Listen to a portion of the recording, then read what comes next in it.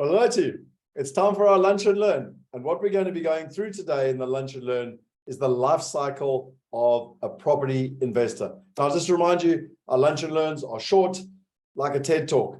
One concept, one piece of information, and we build upon them every single week. So let's share with you quickly what we've got here. I'll get the PowerPoint going for you. And what we're basically going to be talking about is the life cycle of an investor. And you'll notice that there's two different directions. You get to decide which direction you're going to go in. So the first thing is, how many of you have been out there and read all the books? You know, like me, you know, Rich Dad, Poor Dad, Real Estate, Riches, Think and Grow Rich, you name it. I'm sure you like me and have gone out and read all the books. And I think the challenge is, you know, life is tough. You know, you can try to do stuff on your own. You've got to go and figure it all out. But I learned a great lesson when I went to Necker Island with Richard Branson. You know, I spent a week with the man, and one of the things we had to do was to bring along a life hack. And the whole idea of a life hack is how do you make life simpler? And so, you know, my logic is I always try and get in the room with wealthy people where I'm the dumbest, poorest person, because then I can get better. And we call that a wealth hacker. And that's part of our community. And, you know, the whole idea is that if you go together in a community, like a bird flying in a flock can fly 70% further than a bird flying on its own. It's the same with investing, and that's the whole idea of wealth hacking. Now, again, this is not financial advice. I'm just sharing with you what I've learned since I've been investing since 1999 in terms of the process. Very quickly, if you haven't seen it before, did my first property project when I was 13, my first development when I was 22, my first London property when I was 24. I've subsequently helped people invest in thousands of properties in South Africa, hundreds in the UK, hundreds in Australia, and hundreds in America. And from 2014, we've been helping people invest in commercial property. We've done, you know, over $1.18 billion in deals. We've invested hundreds of millions of dollars. We've paid out over $32 million in exits and dividends. And we've got members in over 170 countries. But one of the things I love is a statement, which is simplicity is the ultimate sophistication. Because often, particularly in the financial industry, everyone's wanting to make it like super complex. And it's really hard to understand what's going on. And ultimately, simplicity, you know, is the ultimate sophistication. So what I want to share with you, this is something I came up with, funny enough, about 15, 16, 17 years ago. So I was already helping investors. I'd been investing since 99. I started a company in 2004, helping people invest. And it was about 2005, 2006 that I came up with it. And I said, well, let's look at the life cycle of a real estate investor. And on the left-hand side, you got time. And at the bottom, you got financial independence, freedom, and abundance. And I said, well, why don't we map it to something people already understand, which is the life cycle of a human? So the first section is birth. And then you got infancy, and then you got toddler, and then you got teenager, and then you got young adults, and finally you got maturity. And then you got midlife evaluation. I'm in my 40s, so this is becoming quite relevant. Then you got the golden years, and then you got your legacy. And that's obviously the high road. The low road is you go to aging, and finally you go to death. So that's what all of us humans go through, and we decide whether we're going to go the high road or the low road. Now, let's take it from a real estate property investor perspective. So if we go birth, you know, it's leaving home, it's renting properties, it's starting to earn and, you know, can save a little. You go on a couple of courses about property, you read a hell of a lot of books, you start walking the streets, you know, you basically don't do a lot, okay? Infancy, you buy your first house, you have plenty of fear, you don't really understand what's going on. You struggle with understanding the process. I remember the first time I did it, I didn't know what rates and taxes were and all that sort of stuff. You waste a lot of money. You often don't buy very well. You often buy from a developer and you know, or an estate agent that sells you an overpriced property. And you're very close to cash flow death. You know, I remember when I bought my first property in London, you know, all my mates used to go to the pub and we had to like stay at home every weekend because we just didn't have enough money, you know, tough to survive and often, you know, ask for support from parents. Then you go to toddler, you know, the first one is working, so your properties are working and you get some confidence, you want to buy another one, but you've got no systems. So you have cash flow issues and always it's less than 5 properties. I don't know why the magic number is around 5. You focus on capital growth. So again, middle-class people with middle-class thinking and professionals always focus on capital growth, basically. And they've got no structures in place. Then you go to teenager. You've got problems getting finance because you buy too many properties. Again, depending on the countries, But if you buy too many properties, a lot of countries don't take into account the income you're getting from the property. In South Africa, they're income-based, they're asset-based lenders, so they don't lend against the income in the property. In England, as an example, they're income-based lenders, so they'll lend against the income, but it's getting tougher and tougher.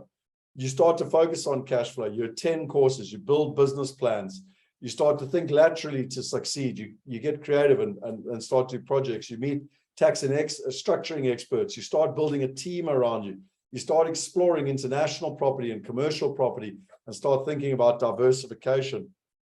Then you get to young adult and you start to use some of your capital growth, and you might you've been investing locally, now you want to invest internationally, or you might buy your first, commercial property, which is cash flow positive. Both of them are cash flow positive.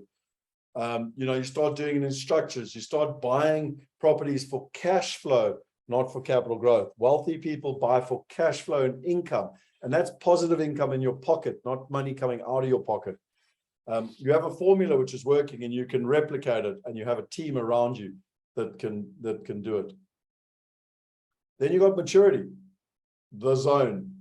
This is where banks view you as a sophisticated investor. You can leverage your assets to gain more properties. You got a reliable team. The deals come to you. You've got great cash flow. It's quite time consuming still, because you've got lots of investments that you've got to deal with management agents. And if you've diversified in different countries, it can be tricky. And you look at doing bigger deals in consortiums or partnerships, because you don't want to have lots of houses and apartments. Midlife evaluation. It's very time consuming, and you wonder if you should sell and consolidate, looking after all these houses and all this admin and hassle. I hear this all the time. Hassle, admin, complexity, broken toilets, management agents, tenants not paying, blah, blah, blah, blah, blah. You've got great cash flow. You maintain what you have, and you move to aging. So again, you stick with what you know and you move to aging. There's a great saying, I think by Einstein, that if you continue to do what you've always got, the definition of insanity is you continue to do what you've always done, but expect a different result. Or you change your mindset. And if you change your mindset, you go to the golden years. It's this definitive point. So if you go to the golden years, which is the zone of knowledge and wealth creation, you're investing globally with the best of breed partners to get the maximum results. So you invest with people. The fastest way to success is to invest with others that have already done it for decades. You need to work with young, energetic players. So you've got young people that are out there helping you, and you're taking your experience and your wealth and you're leveraging it. And you're leveraging your knowledge, assets, and resources to take advantage of opportunities. And I speak of the 84-year-old here. I met the most incredible 84-year-old that was investing around the world and was loving life, and to be honest, had more energy than most 50-year-olds.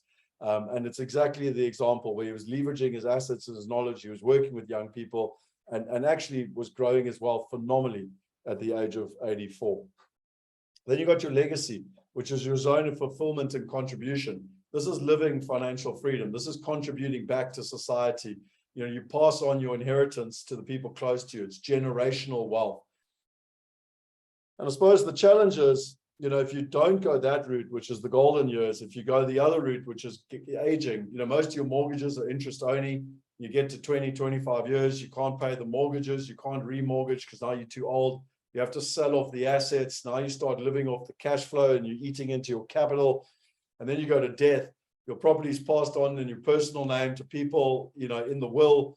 They pay large death duties to receive the properties. And so it really creates very little generational wealth, and they can't afford it and they have to sell it. And, my family owned a huge amount of property in Durban in South Africa, on one of the main streets in the center of Durban, like literally half of the city of Durban. But it was set up badly and had no structuring. And so when he died, he had all these death duties and they couldn't afford the death duties and they had to sell them all. Now just imagine where I would be, 100, 120 years later if we had, had generational wealth. And that's why there's two different parallels here. And it happens around the midlife evaluation, where you literally either go to the golden years or you go, down to death. In a very similar way, and that's why I like the metaphor of life, very similar way to what we used to in life. And so you get to choose. And I often say that the pivotal point, that evaluation, is down to the information you have and the partners you have. It's ultimately your team. And, one of the things I love so much with wealth hackers and with technology now You can literally live a life unlimited, but by using smart investing. Now we've got a smart watch, we've got a smart TV, we've got smart laptops. Why don't we use smart investing as well? We've got a smartphone, you get my point. So, ladies and gentlemen, that's the key to it. The key to it is the information and the partners. They are what unlock it. If you don't have your own team, you want a global team to help you create a globally diversified portfolio, build a global passive income, then come and be part of our team. We work through partnership and collaboration. And I believe that it's the fastest way to get from birth to legacy, not by trying to do it all on your own, but by partnering with people. Can you walk? Okay, can you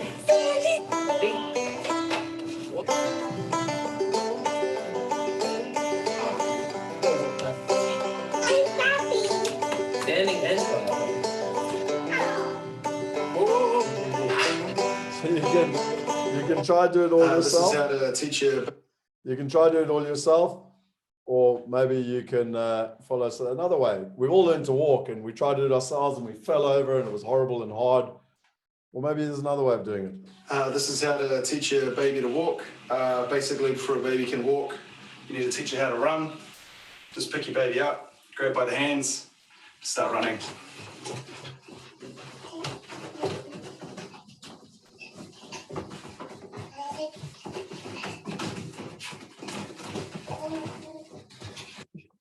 Once you've taught your baby to run, they'll be ready to walk.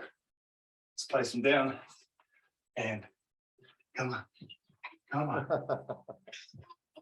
So, And that's how you teach your baby to walk.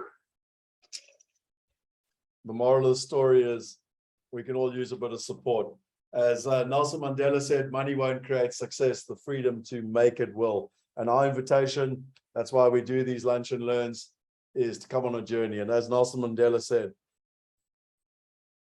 I have walked a long walk to freedom. It has been a lonely road, and it is not over yet. we're inviting you on a journey, ladies and gentlemen. If you want to do it all yourself, no problem. Go to wealthmigrate.com and you'll literally be able to invest on the platform from $10. If you want to join the Wealth Hackers, join our community. You'll go 70% further and faster, safer and simpler. And literally, you can join our starter pack. You can literally get started. And we as a team and a community will hold you to account. And if you want it done for you, join our mastermind where you can work with me one-to-one to be able to get the results. That's all for this Lunch and Learn. If you enjoyed it, please share it with your friends. We are all about trying to add value each and every week with the lessons. And by the way, if there's a short lesson or a short thing that you want to know, give it to me and I'll make it so that we can keep adding to the library of resources. Till next week. Cheers.